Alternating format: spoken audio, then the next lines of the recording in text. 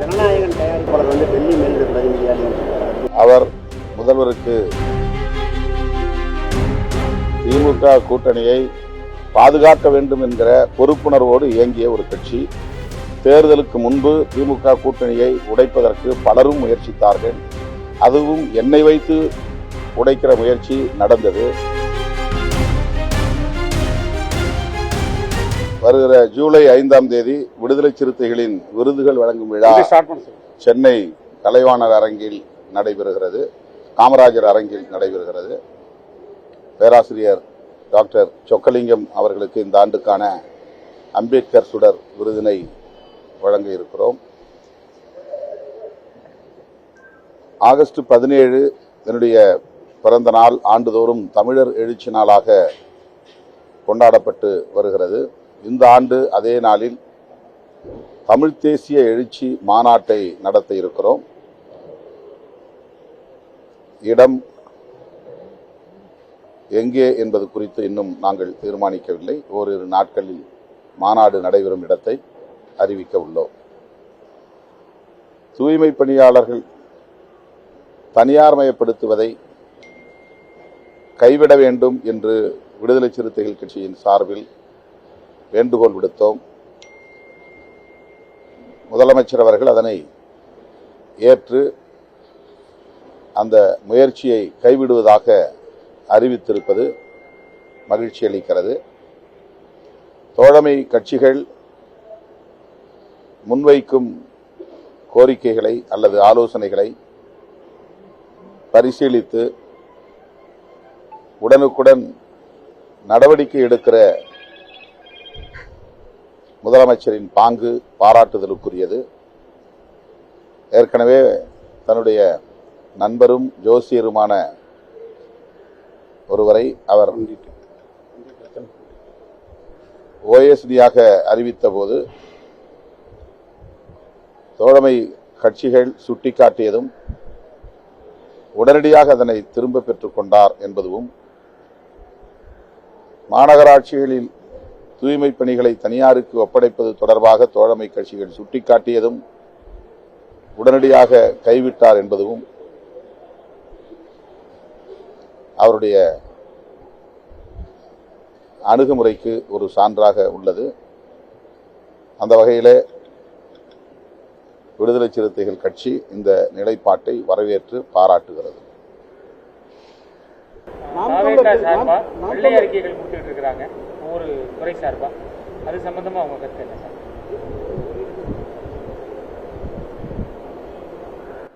வெள்ளை அறிக்கை என்பது கடந்த கால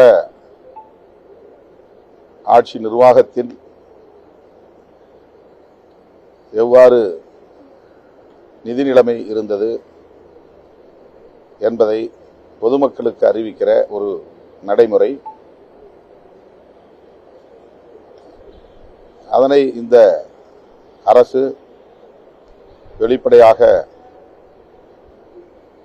அறிவிப்பது ஜனநாயகத்தில் ஒரு வெளிப்படைத்தன்மை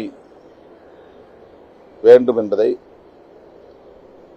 உணர்ந்து இந்த அரசு செயல்படுவதாக நான் நம்புகிறேன், வரவேற்கிறேன். நாம் தமிழர் கட்சி தமிழ் தேசியம் பேசி ஒரு உச்சகட்ட வாக்கு வாங்கிட்டு இப்போ கொஞ்சமாக சரிஞ்சு கீழே நிற்கிறாங்க. இப்போ நீங்கள் தமிழ் தேசியத்துக்கான அந்த குரலை முன்னெடுப்பதோடைய நோக்கம் என்ன? நாங்கள் 35 வருஷமாக பேசிட்டு இருக்கிறோம் தமிழ் தேசியம். எங்கள் இயக்கத்தினுடைய 5 முதன்மை முழக்கங்களுள் ஒன்று தமிழ் தேசியம். சாதி ஒழிப்பு, தமிழ் தேசியம், பாட்டாளி வர்க்க விடுதலை, மகளிர் விடுதலை, ஏகாதிபத்திய எதிர்ப்பு என்பது விடுதலை சிறுத்தைகள் கட்சியின் ஐவகை முழக்கங்களாகும். எத்தனையோ பல தமிழ் தேசிய கருத்தரங்குகளை, மாநாடுகளை கடந்த காலங்களில் நடத்தியிருக்கிறோம். தமிழர் இறையாண்மை மாநாடு என்ற ஒரு மாநாட்டை மறைமலை நகரில் லட்சக்கணக்கானோரை திரட்டி நடத்தியிருக்கிறோம். ஆகவே அதன் அடுத்த பாய்ச்சலாகத்தான் தமிழ் தேசிய எழுச்சி மாநாட்டை இப்போது நாங்கள் முன்னெடுக்கிறோம். ஜனநாயகன் தயாரிப்பாளர் டெல்லி மேலிட பிரதிநிதியாக அதற்கு அமைச்சர் நிர்மல்குமார் விளக்கம் தந்திருக்கிறார். அவர் முதல்வருக்கு நம்பிக்கைக்குரியவர், அதனால் அந்த பொறுப்பு வழங்கப்பட்டிருக்கிறது. அந்த பொறுப்பு ஆட்சி நிர்வாகத்தில் முக்கியமான முடிவுகளை எடுக்கிற ஒரு பொறுப்பு அல்ல. ஆகவே அந்த பொறுப்பை முதலமைச்சர் தன்னுடைய நம்பிக்கைக்குரிய தோழருக்கு வழங்கியிருக்கிறார் என்று விளக்கம் சொல்லியிருக்கிறார். அது உட்கட்சி அது உட்கட்சி அவங்க கட்சி விவகாரம். அதுல இது அரசு பதவிதான் என்றாலும் கூட அந்த அதிகாரம் முதலமைச்சருக்கு இருக்கிறது. இதனால் எந்த பாதிப்பும் நேரப்போவதில்லை என்ற கருத்தை அவர் வலியுறுத்தி இருக்கிறார், வெளிப்படுத்தி இருக்கிறார். ஏற்கனவே போதை ஒழிப்புக்காக வேண்டி மாநாடுகள் நடத்துனீங்க. அப்போது இருந்த திமுக அரசு எந்த விதமான நடவடிக்கையும் மேற்கொள்ளலை. நீங்க உங்களோட எதிர்ப்பு தெரிவிக்க காரணமா? ஆனால் இப்போ வந்திருக்கிற தாவேக அரசு வந்தவுடனே டாஸ்மாக்லாம் மூடி இருக்கிறாங்க. இனி வரும் காலங்களில் அதுக்கு அந்த மாதிரி மாநாடுகள் நடத்துவதற்கான வாய்ப்புகள் இருக்கா? அந்த மாநாட்டை நடத்தும் போது விடுதலை சிறுத்தைகள் கட்சியில் துணை பொதுச் செயலாளராக இருந்தவர் தம்பி ஆதவ் அர்ஜுன். அவர் இப்போது ஒரு முக்கியமான அமைச்சர் பொறுப்பிலே இருக்கிறார். மது மற்றும் போதைப்பொருள் ஒழிப்பில் அவருக்கு ஒரு தெளிவான பார்வை உண்டு. இந்த அரசும் உடனடியாக பொதுமக்கள் கூடும் இடங்களில் உள்ள டாஸ்மாக் கடைகளை மூடுவோம் என்று அறிவித்து ஒவ்வொன்றாக மூடி வருகிறது. படிப்படியாக டாஸ்மாக் கடைகளை மூட வேண்டும், முற்றாக மது விலக்கை, மது போதைப் பொருளை ஒழிக்க வேண்டும், மது விலக்கை நடைமுறைப்படுத்த வேண்டும் என்று அந்த மாநாட்டில் நாங்கள் தீர்மானம் நிறைவேற்றினோம். இந்த அரசின் கவனத்திற்கும் அதை கொண்டு செல்வோம். இது இந்தியா முழுவதும் உள்ள ஒரு பிரச்சனை. நேற்று கூட நான் ஆந்திராவுக்கு ஓங்கோலுக்கு சென்றிருந்த போது ஒரு விபத்தில் தமிழ் மாணவர், ஒரு இளைஞர் பலியாகிவிட்டார். அவர் மீது மோதிய வண்டி கஞ்சா செடிகளை சுமந்து வந்த, ஏற்றி வந்த வண்டி, லாரி என்று சொல்லப்பட்டது. அதுவும் தமிழ்நாட்டிலிருந்து அந்த வண்டி ஆந்திராவுக்கு வந்தது என்ற கருத்தையும் சொன்னார்கள். இப்படி எல்லா மாநிலங்களிலும் கஞ்சா போன்ற போதைப் பொருள்கள், போதை மாத்திரைகள்,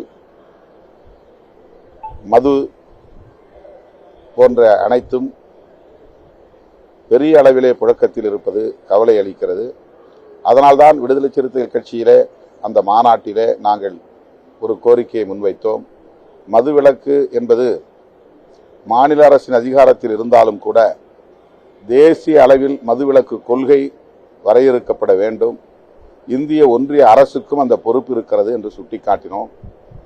மாநில அரசுகளும் ஒன்றிய அரசும் சேர்ந்து மதுவிலக்கு கொள்கையை வரையறுக்க வேண்டும், நடைமுறைப்படுத்த வேண்டும்.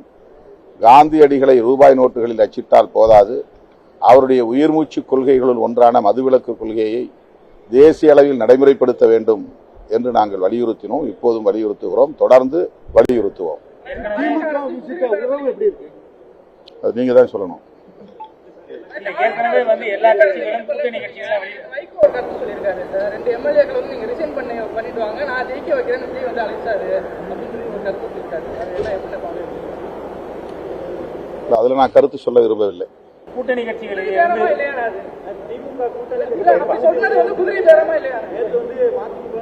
ஒவ்வொரு கட்சியும் வெளியில வந்து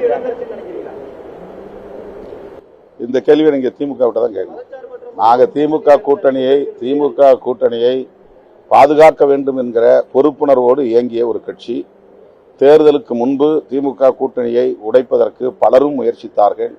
அதுவும் என்னை வைத்து உடைக்கிற முயற்சி நடந்தது. அதற்கு நான் இணங்கவில்லை. தேர்தலுக்கு பின்னர் இந்த கூட்டணியை கட்டி காப்பாற்ற வேண்டிய பொறுப்பு என்னை போன்றவர்களுக்கு இல்லை, அந்த வலிமை எனக்கு இல்லை.